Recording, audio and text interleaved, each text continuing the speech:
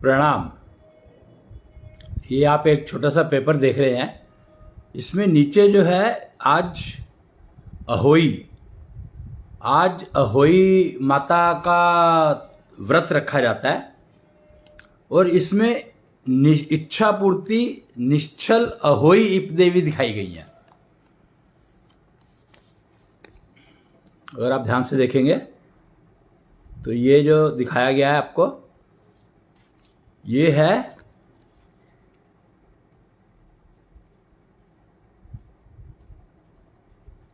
निश्चल अहोई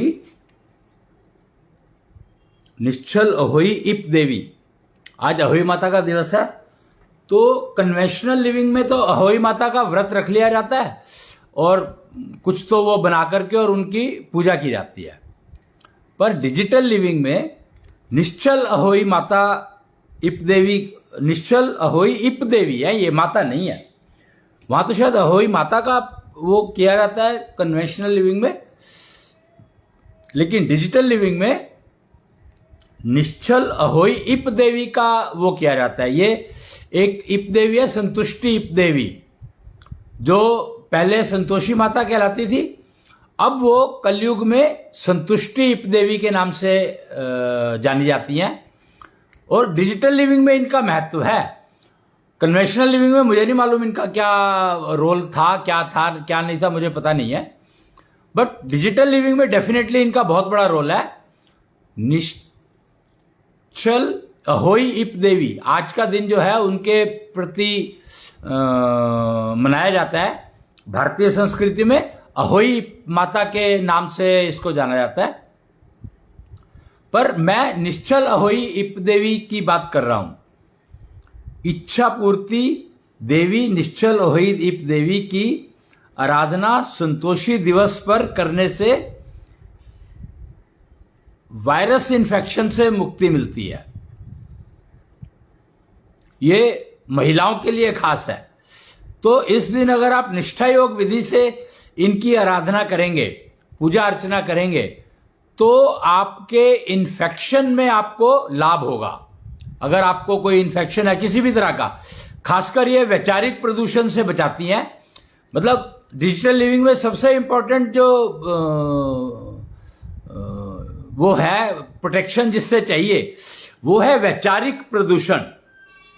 यानी विचारों में किसी भी तरह का इन्फेक्शन नहीं होना चाहिए।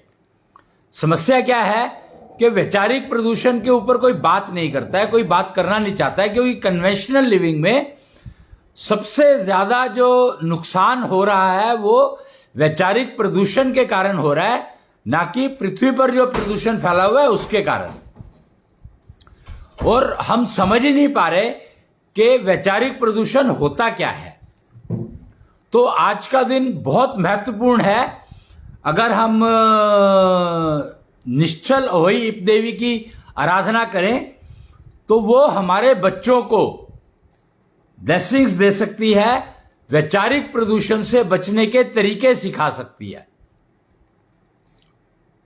आप समझ रहे हैं? वैचारिक प्रदूषण का मतलब है कि आपके बच्चे आपको रिस्पेक्ट नहीं देते। आप डिजर्व करते हैं या नहीं करते हैं ये अलग बात है।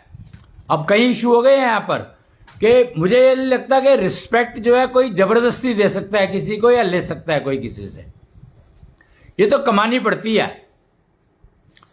अगर बच्चे पेरेंट्स को रिस्पेक्ट नहीं दे रहे हैं तो उसके दो कारण हो सकते हैं। कारण वैसे कई सारे हो सकते हैं कि या तो पेरेंट्स ने रिस्पेक्ट कमाई नहीं, एनफोर्स करने की कोशिश की, तो बच्चे रिस्पेक्ट नहीं करेंगे। थोड़े से बड़े हो जाएंगे तो वो कभी भी नहीं करेंगे, ये पक्की बात है। और जब छोटे होंगे तो वो कर रहे हैं नहीं कर रहे हैं फर्क नहीं पड़ता कुछ। बाल्यकाल बहुत important. 7 phases of life, digital living में 7 फेजेस की बात की जाती है।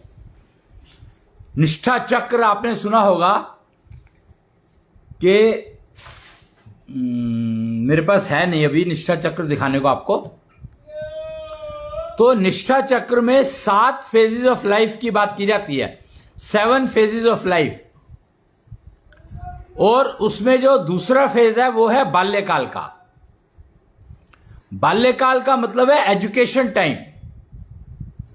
यानी बच्चों को क्या सिखाना है,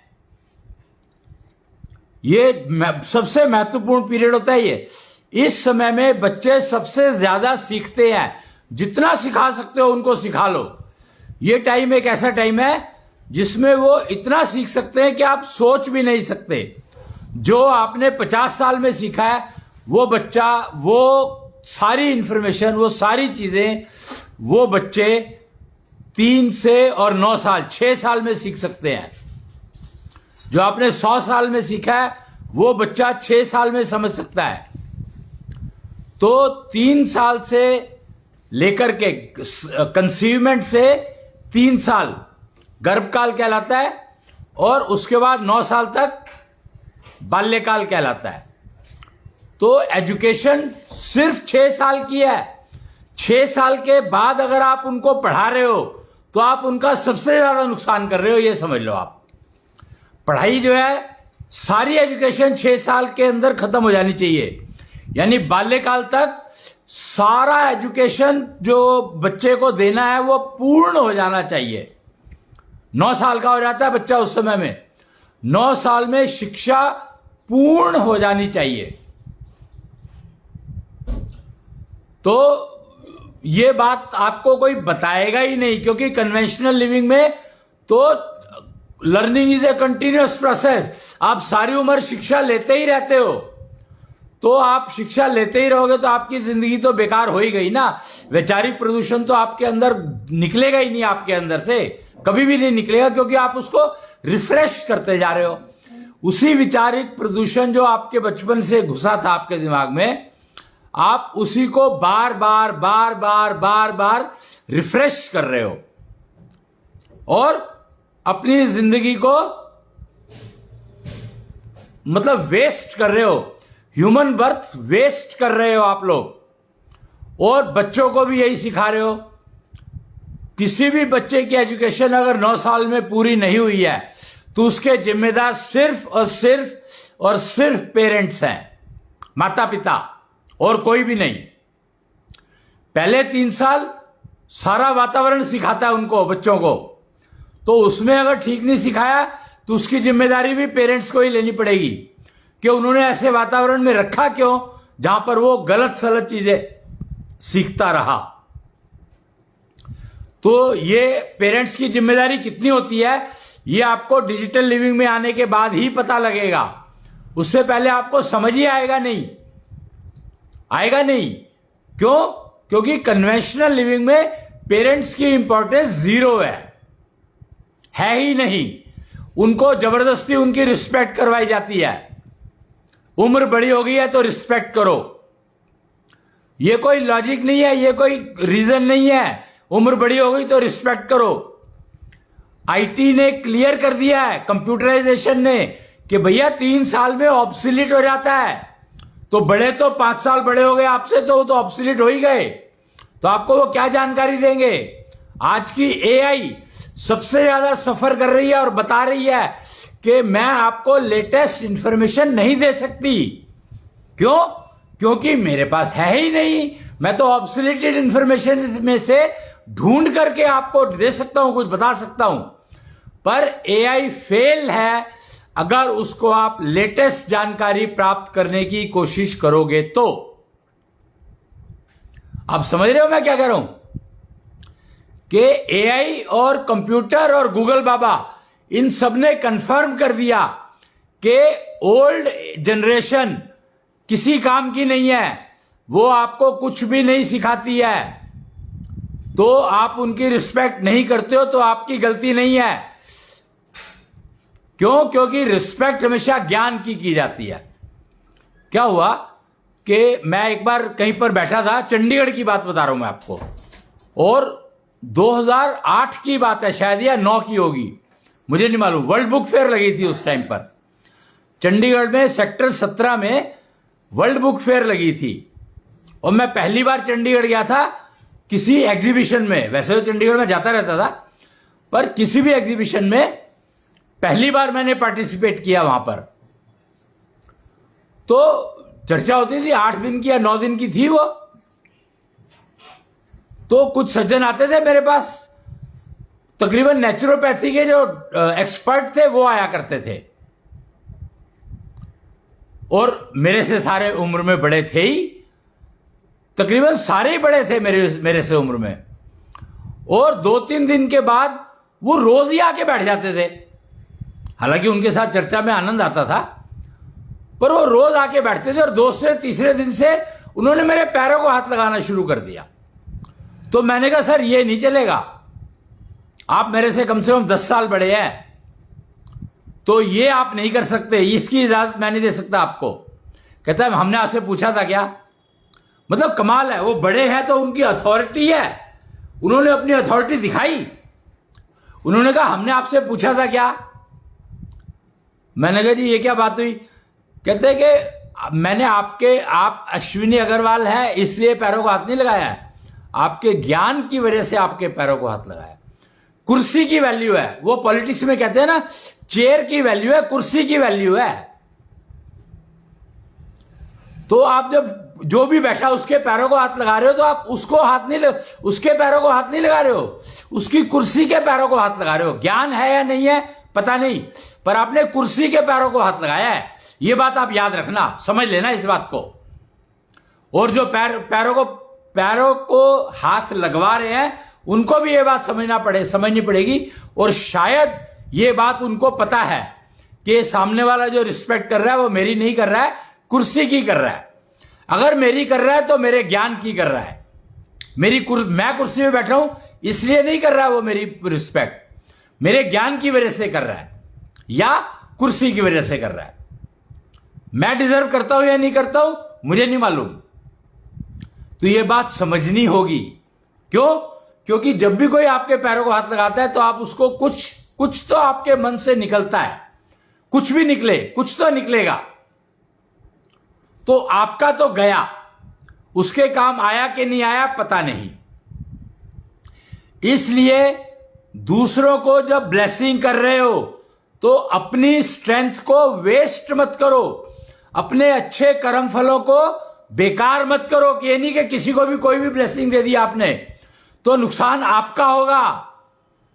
यह समझ लो इस बात को आप, कि लोग ना कहते हैं तुम्हारा शुभ हो, तो आपने अपने अच्छे कर्म फल दे दिए और सामने वाले को मिले नहीं। क्यों? क्योंकि उसकी तो इंटेंशन ही गलत थी आपसे मिलने की, उसकी तो भावना ही गलत थी। तो उसको आपके अच्छे कर्म फल तो आपके चले गए, उसको कैसे मिल जाएंगे? ये बात समझनी ही होगी। आंख बंद करके आप अगर किसी को ब्लेसिंग दे रहे हैं तो आप पाप कमा रहे हैं, पता है आपको? आपके अच्छे कर्मफल गए, वेस्ट हो गए, बेकार हो गए। कितनी मेहनत से कमाए होंगे आपने अच्छे कर्मफल। सोचो समझो, ब्लेसिंग भी सोच समझ कर देनी है, सामने वाले की योग्यता को देखकर देनी है। नहीं तो नुकसान आपका है, उसका कुछ नहीं है। आपकी कम्युनिटी शील्ड पुअर क्यों होती है? कर्ण को अपने कवच और कुंडल क्यों खोने पड़े? तो आप जब दूसरों को ब्लेसिंग देते हो तो आपकी इम्यूनिटी पुअर हो जाती है, पता है आपको? आपकी एफिशिएंसी गिर जाती है, आपकी योग्यता गिर जाती है। आप अपने आप का इतना नुकसान कर लेते हो आपको पता ही नहीं है। जब आप किसी को ब्लेसिंग देते हो, जब आप किसी को दुआ दे रहे हो, तो आपने सोचो कितना नुकसान किया अपना, और मिलने वाले को मिली नहीं।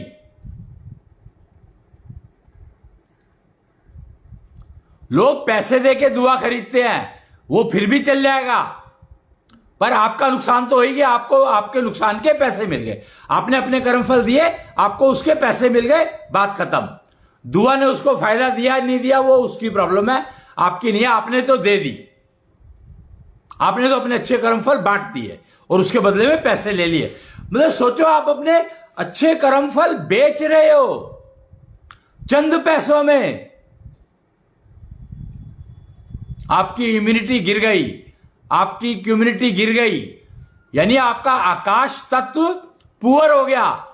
समझे? इम्यूनिटी कम्युनिटी की जब बात करते हैं हम, तो होता क्या है, तो आपका आकाश तत्व इन्फेक्टेड हो गया, आपके आकाश तत्व में इन्फेक्शन आ गया, रोग आ गया, बीमारी आ गई, और धीरे धीरे वो बीमारी आपके शरीर में प्रवेश कर जाएगी। प्रवेश तो कर ही गई, आकाश तत्व ब्रेक हो गया, आपका आकाश तत्व वीक हो गया, तो बीमारी तो आपने खरीद ही ली समझो।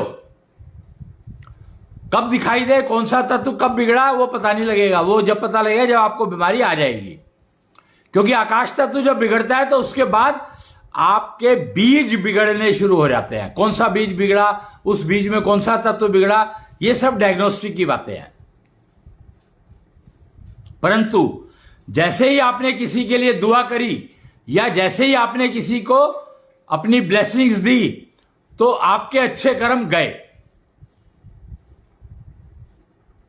और उसके काम आए या नहीं आए इसका कोई पता नहीं है। तो आपको ध्यान रखना ही पड़ेगा। ये देवी देवता मूर्तियों में क्यों होते हैं? मूर्ति को हम लोग मोबाइल कहते हैं। डिजिटल लिविंग में ना मूर्ति को मोबाइल कहा गया है।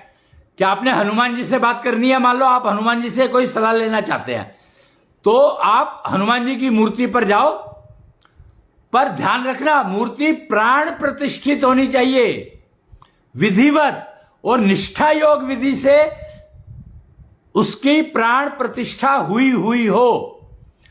निष्ठा योग विधि से नहीं हुई है तो उसका पता नहीं है कुछ भी क्या होगा उसमें। निष्ठा योग विधि से प्राण प्रतिष्ठा हुई हो जिस मूर्ति की, वो मूर्ति मोबाइल का काम करती है। आप वहां जाकर उनका नंबर डायल करो, आपको नंबर पता होना चाहिए। मूर्ति मोबाइल है पर नंबर आपको पता होना चाहिए।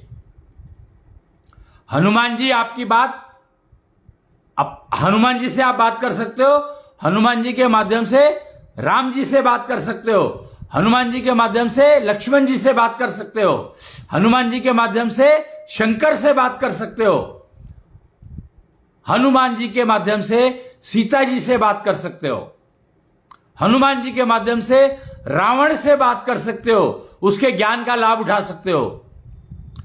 हनुमान जी के माध्यम से बाली, सुग्रीव, इन सब से बात कर सकते हो आप। हनुमान जी का माध्यम बहुत महत्वपूर्ण और बहुत वैरायटी, मतलब बहुत ज्यादा वो है भरा हुआ। बहुत सारे लोगों से बातचीत करने के लिए आप हनुमान जी को माध्यम के रूप में उपयोग कर सकते हो। तो हनुमान जी की मूर्ति पर जाओ, वो प्राण प्रतिष्ठित होनी चाहिए। निष्ठा योग विधि से हो तो बेटर है, दूसरी विधि से हुई है तो मुझे पता नहीं है उसका, तो आपको पता करना पड़ेगा, चेक करना पड़ेगा। फिर आपके पास मोबाइल नंबर होना चाहिए, जिनसे आप बात करना चाहते हो उनका मोबाइल नंबर होना चाहिए।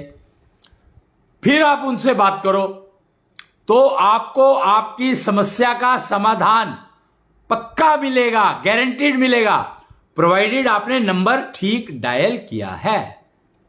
हनुमान जी के माध्यम से आप कृष्ण से भी बात कर सकते हो। हनुमान जी के माध्यम से आप कृष्ण से बात कर सकते हो, अंबा से बात कर सकते हो।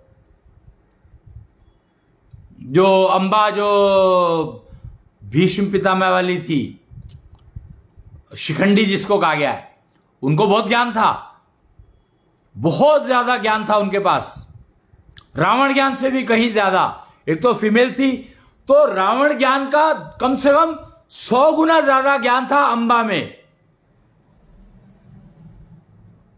अभी उनकी 13वीं हुई है, पर ज्ञान उपलब्ध है, आप प्राप्त कर सकते हो चाहो तो। 100 गुना ज्यादा रावण ज्ञान से भी 100 गुना ज्यादा ज्ञान था अंबा के पास। हनुमान जी के माध्यम से आप उनसे भी बात कर सकते हो। और पता नहीं किन किन से बात कर सकते हो। हनुमान जी पिटारा है एक अपने आप में, पूर्ण पिटारा, हर चीज है उनके पास। उनसे चाबी लेनी पड़ती है, उनके पास चाबी है, ऐशो की कहा गया उसको, उनकी गदा में छुपी होती है वो, तो वो लेनी होती है उनसे। और वो तो फिर मोबाइल के पर तो बात करनी पड़ेगी आपको। निष्ठा योग विधि से जहां भी स्थापित हो चले जाओ, बात कर लो। क्या तो मैं बता रहा था कि रिस्पेक्ट कमाई जाती है, अपने आप से नहीं मिलती है। और दुआ में आप दुआ देते हो या ब्लेसिंग्स देते हो किसी को, तो आप अपने अच्छे कर्मों का दान कर रहे हो। और आपके कुछ अच्छे कर्मों का दान तो कर देते हो आप। एक्चुअली हुआ क्या है, क्योंकि टेक्नोलॉजी पता नहीं है किसी को, तो अगर आपकी धर्मपत्नी धर्मपत्नी कहा गया उसको, पत्नी नाम की कोई चीज नहीं होती है, धर्मपत्नी होती है। तो धर्म से आप जुड़ते हो, जब धर्म के रिश्तेदारों से जुड़ते हो आप, जब आपके पास पत्नी आती है, यानी आप जगह विवाह हो जाता है। अगर आप जिससे विवाह कर रहे हो, अगर वो वर्जिन नहीं थी, तो आपको कुछ नहीं मिलेगा। तो इसलिए ये ध्यान रखना कि अगर आपका विवाह जो है वर्जिन कन्या से हुआ है, तो आपके अच्छे 50% तक के कर्म फल वो संभाल कर रख सकती है। 50% तक के आपके अच्छे कर्मफल वो संभाल कर रख सकती है।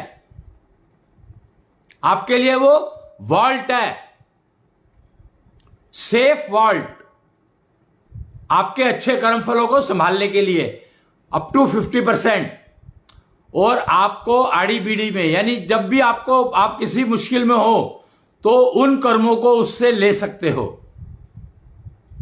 तो अपने नुकसान को कम कर सकते हो, या जीरो भी कर सकते हो, या फायदे में भी बदल सकते हो। या वो कन्या जिसका वीबी कृष्णांश भगवान जी से हुआ हो। वो कहा गया है, डिजिटल लिविंग का रूल है, नियम है कि जब आपके कन्या पैदा हो तो 6 दिन की हो, छठी के दिन उसका विवाह, आप पिता को चाहिए ये कि उसका विवाह कृष्णांश से कर दे। कृष्णांश यानी हवा की ऊर्जा, उसका विवाह कर दे, तो वो कभी विडो नहीं होगी, कभी भी उसको विधवा नहीं होगी वो, क्योंकि उसका विवाह भगवान जी से हो गया है। अगर आपको इस बात को समझना हो, तो आप ये देखोगे कुछ कन्याएं होती है जिनका विवाह पुरुष से करने से पहले पीपल के पेड़ से या तुलसी से कर दिया जाता है।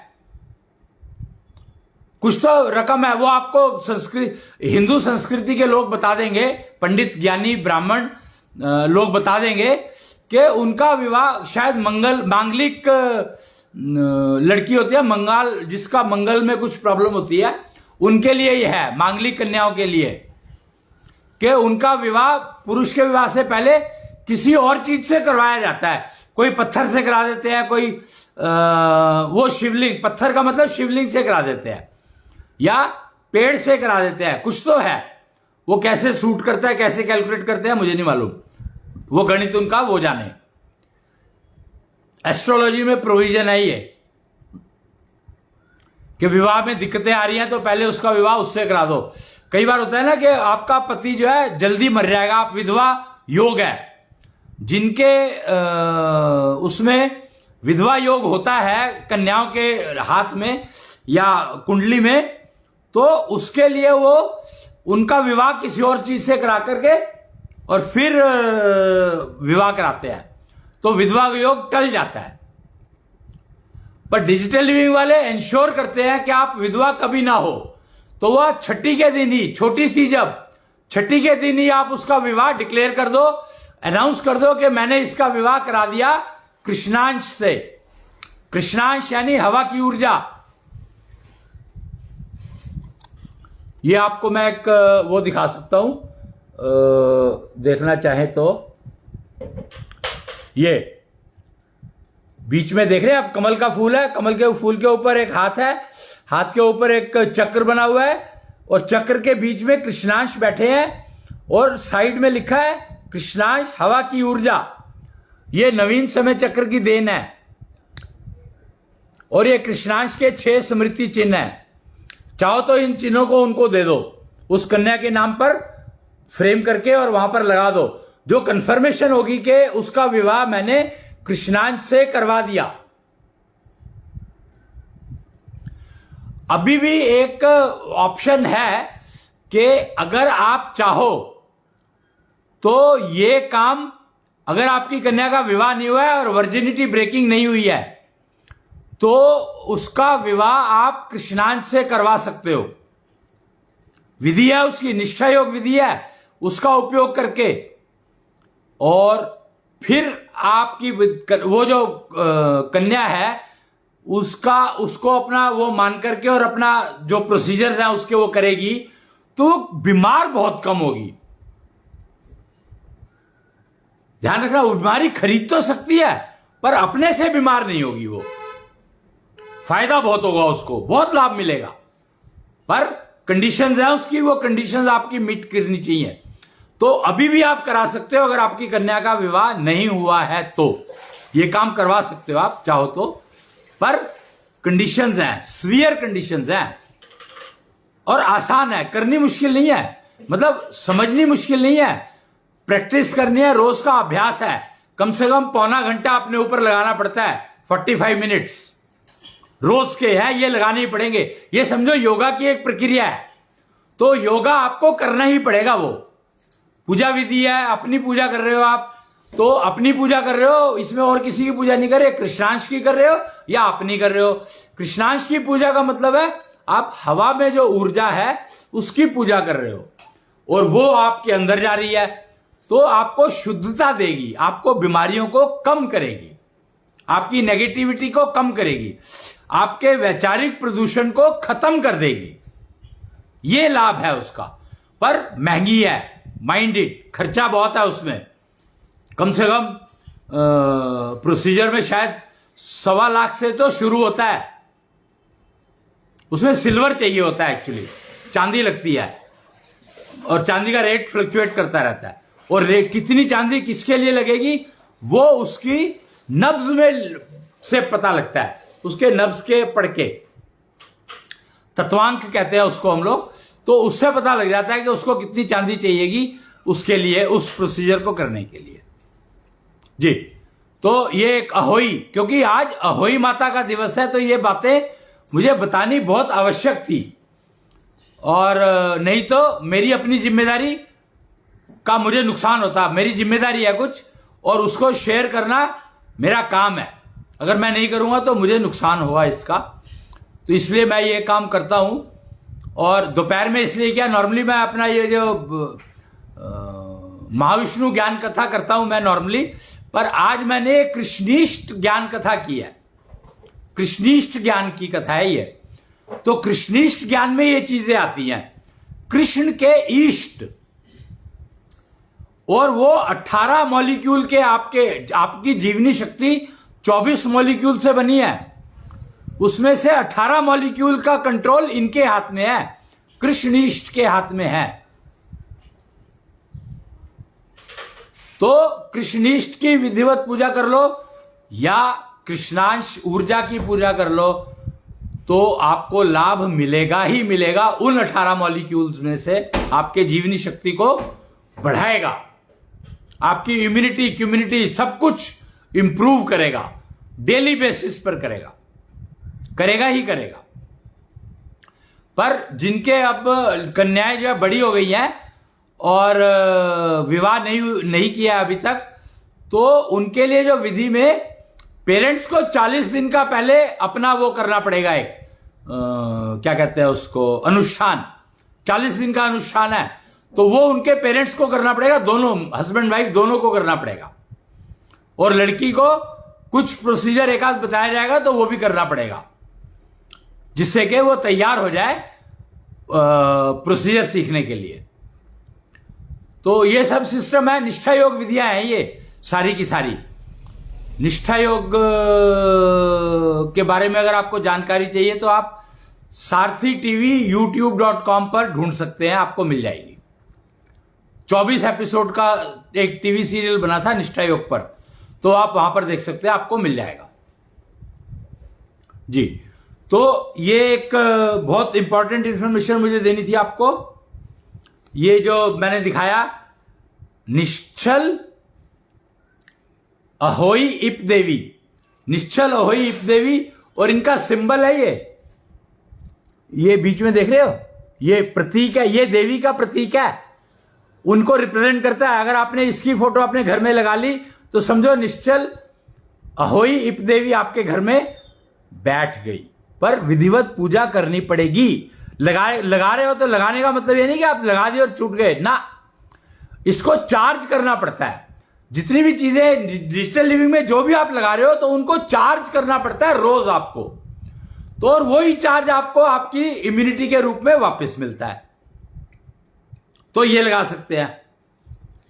उसके बाद मैंने एक ये दिखाया था आपको, एक ये चित्र और देखिए आप, ये स्तंभ देख रहे हैं, ये स्तंभ है कृष्ण इष्ट का विराट रूप, निश्चल स्तंभ कहलाता है ये, और ये बांसुरी पर लगा है। अगर इसकी स्थापना आप घर में कर लो, और अगेन वो तो सब कुछ है ही है, तो कृष्णिष्ट को लगाने की जरूरत नहीं है, कृष्णिष्ट का विराट रूप है ये, इसकी स्थापना कर सकते हो आप, इसकी फोटो लगा सकते हो आप, और एक्चुअल भी लगा सकते हो, और पर विधिवत पूजा फिर इसकी निष्ठा योग विधि से आपको करनी पड़ेगी।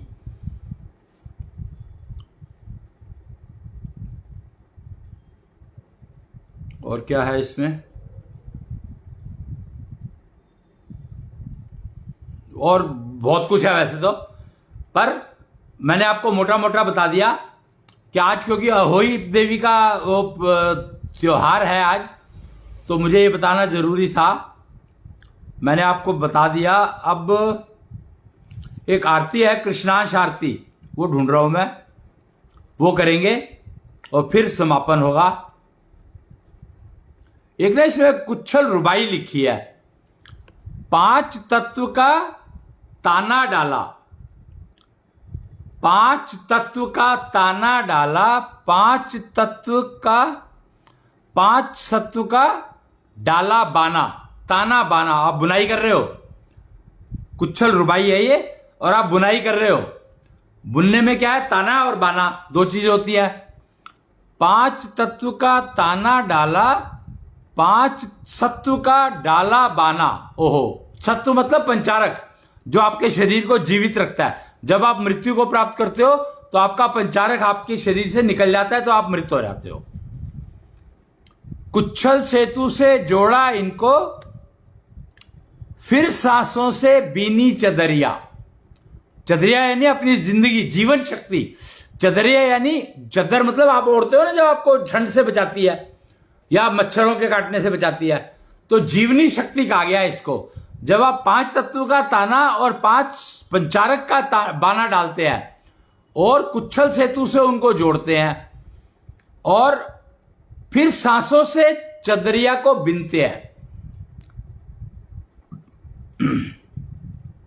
इससे आप अपनी जीवनी शक्ति को बुन रहे हैं, बिनाई कर रहे हैं उसकी।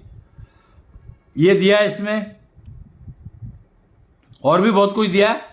इसका नाम है अकूतनाथ पंचारिका। ये जो पूरी 5 पेज की है, 1 2 3 4 5 पेज की पंचारिका है। इसमें दोनों तरफ प्रिंटिंग हुई है।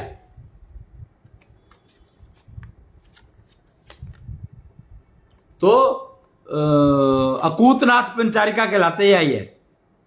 अकूतनाथ जो है वो दत्तात्रेय के गुरु, दत्तात्रेय के ट्रू गुरु जो थे, वो थे ताऊ अकूतनाथ। तो इसमें मैं आपको एक वो सुनाना चाह रहा था, सुनाना चाह रहा था, सुनानी पड़ेगी मेरे को, वो पोएम मुझे याद नहीं रहती है। कृष्णांश आरती, कृष्णांश आरती बहुत जरूरी है। आपके कोई भी पूजा की विधि करते हो तो उसका जो लास्ट में कृष्णांश आरती से ही पूरी करनी चाहिए उसको। निष्ठा योग विधि की पूजा विधियों में ये लिखी हो या ना लिखी हो, इसका गान जरूर करें आप अंत में, तो आपको लाभ निश्चित मिलेगा वैसे उससे भी, पर ये आपको इंश्योर करता है कि हाँ आपने पूजा पूरी विधि से पूरी की है। क्या है ये? आत्मा वो ही तो रथ है जिस पे मन होता है सवार। ये तन वही तो नाव है, बुद्धि जिसकी है पतवार। मन है गट्ठर कर्म फलों का, समय से पैदा होता विचार। बुद्धि ही फिर दिशा दिखाए, नाव को जैसे चाहे नचाए।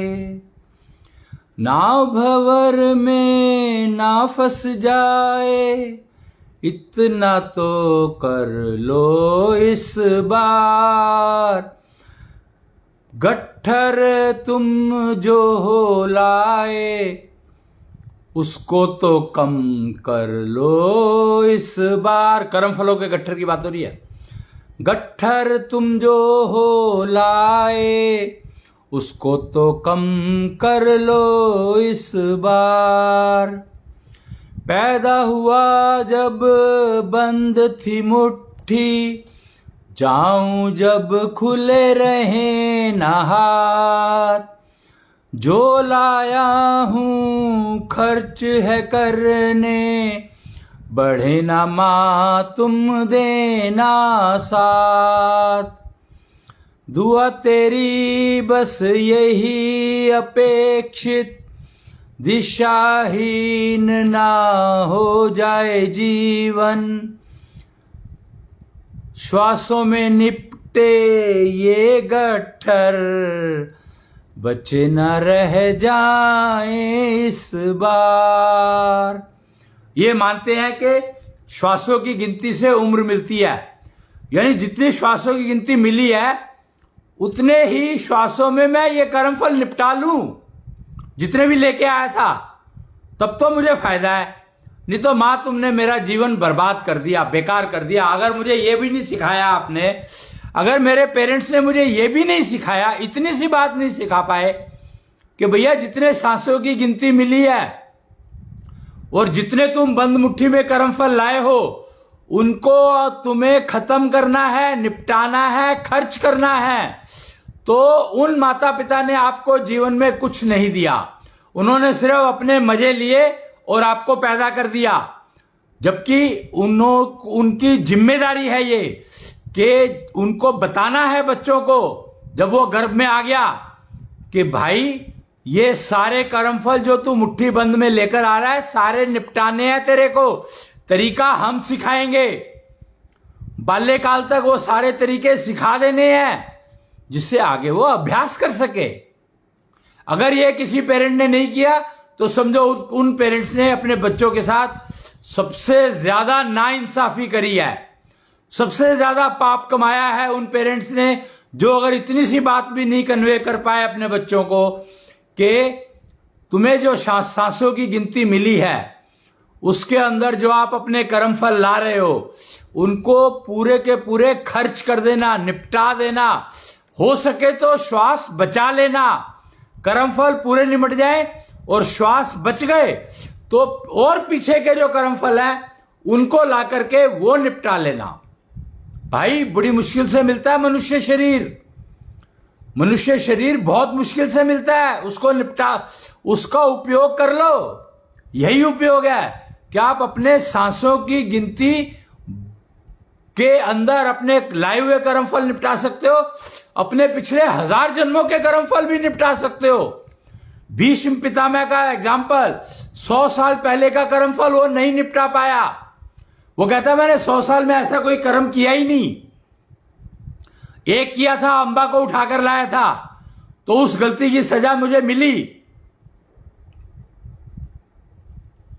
पर जो सजा मुझे मिली है वो सजा मेरी 101वें जन्म की थी, 101वें जन्म पहले जन्म की थी, तो वो मुझे पता नहीं था, याद नहीं था।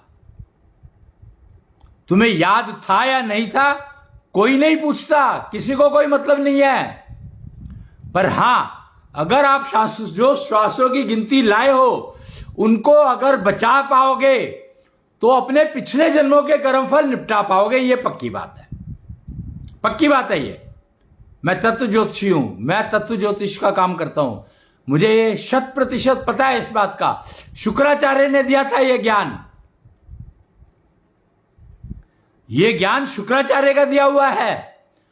और शुक्राचार्य को लोग पूछते भी नहीं है, बात भी नहीं करना चाहते उनकी, पता नहीं क्यों। शुक्र के मालिक है वो, शुक्र के बिना आपका जीवन चल ही नहीं सकता। इतनी सी बात समझ नहीं आई है आज तक मानव को। खैर, नॉट माई प्रॉब्लम। तो ये आप देख सकते हैं, चाहे तो ये आप प्रिंट करवा कर बांट सकते हैं।